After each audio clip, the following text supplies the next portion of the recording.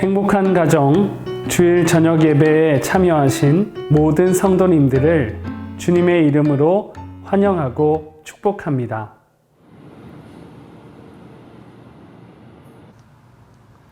폴 밀스 교수는 감사하는 마음이 우리 몸 건강에 불러오는 효과를 연구하고 있습니다. 자신의 삶에 긍정적이고 감사하는 사람은 그렇지 않은 사람과 비교해 신체적으로 어떤 차이가 있는지 궁금했다는데요. 186명의 신부전증 환자들을 대상으로 연구한 결과 감사함을 잘 느끼는 사람일수록 더 잘 자고 덜 우울하고 심장 기능도 좋았다고 합니다. 더욱 놀라운 사실은 이들 신부전 환자들에게 8주간 감사 일기를 쓰게 했더니 염증성 지표 지수가 떨어졌다는 것입니다. And they recorded a couple of things each day that they felt grateful for. And they could record it in the morning, in the afternoon, in the evening, it didn't matter. And they could write about anything they wanted to. Just generating gratitude in our psyche, regardless of what we're directing that gratitude towards, is where the magic is where the beneficial effects are for us as human beings. 이 시간 한 주를 돌아보며 하나님께 감사한 것을 한 가지씩 나누어 보세요.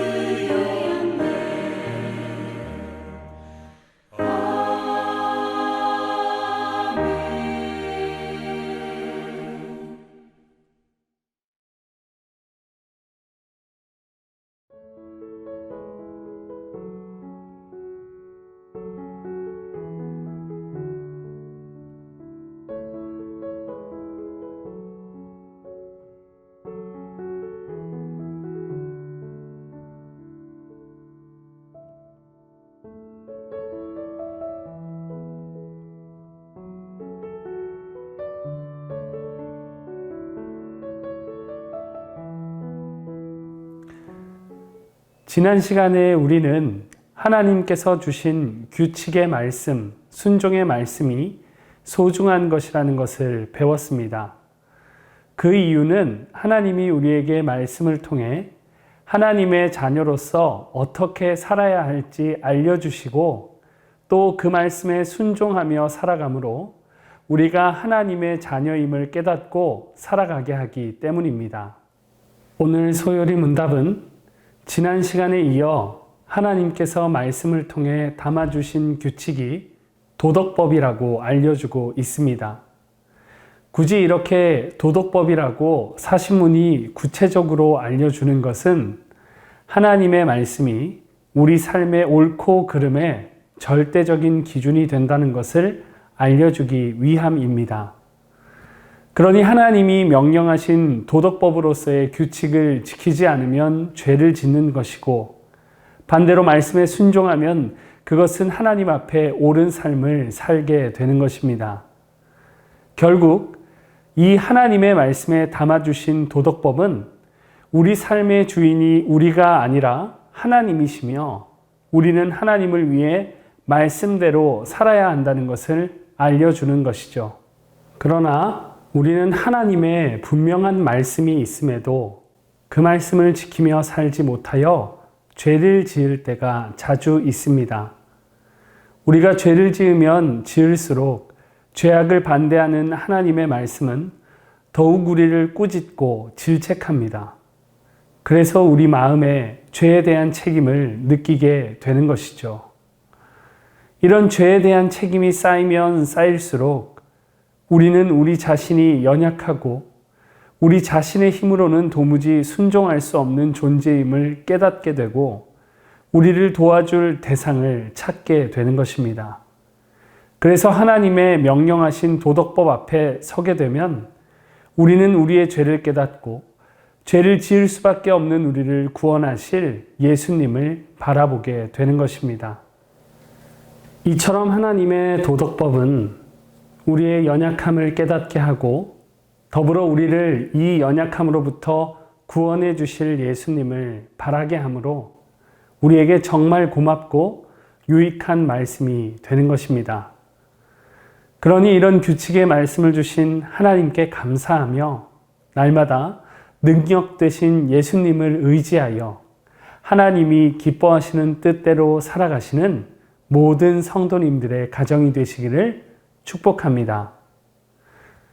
이 시간 끝으로 영상에 띄워드리는 질문을 가지고 가족들과 함께 나누어 보시고 부모님의 축복의 기도로 마무리해 주세요.